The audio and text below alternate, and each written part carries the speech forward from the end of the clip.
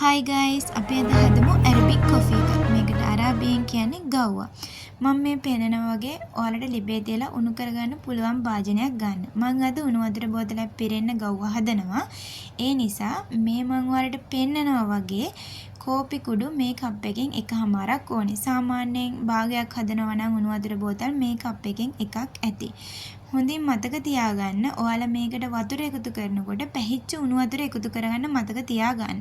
පැහිච්ච උණු වතුර එකතු කරපුවාම මේක විනාඩි 15ක් 17ක් වගේ කාලයක් ලිපේ පැහුනහම ඇති. නැත්නම් මේකට හුඟ වෙලාවක් ගත වෙනවා. හරි.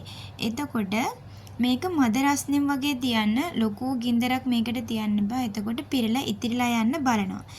මම උණු වතුර බෝතලයට එනසාල් හැට කොටාගෙන දානවා. මම මේකට පොඩක් සාපරන් දාලා තියෙන. එතකොට පාටයි රසයි ඔක්කොම තියෙනවා. ඊට පස්සේ මම මේ වලට පෙන්නන්නේ විනාඩි 15ක් මේක හොඳින් පැහෙනවා. මේ ගව්ව එක හොඳින් පැහෙනවා. දැන් ඔයාලා අර එනසාල් දාගත්ත උණු වතුර බෝතලෙට මේ ගව්ව වලින් චුට්ටක් දාලා හොඳට ෂේක් කරගන්න.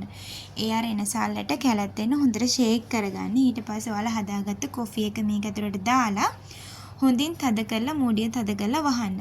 සමහරක් අය මේකට කානේෂන් කිරි දානවා උණු වතුර බෝතලේ ඇතුළට. හැබැයි මේ ටේස්ට් එකට හැමෝම කැමති නෑ. ඒක ඉතින් කැමැත්ත අකමැත්ත අනුව ඔයාලට ඒක එකතු කරගන්න පුළුවන්.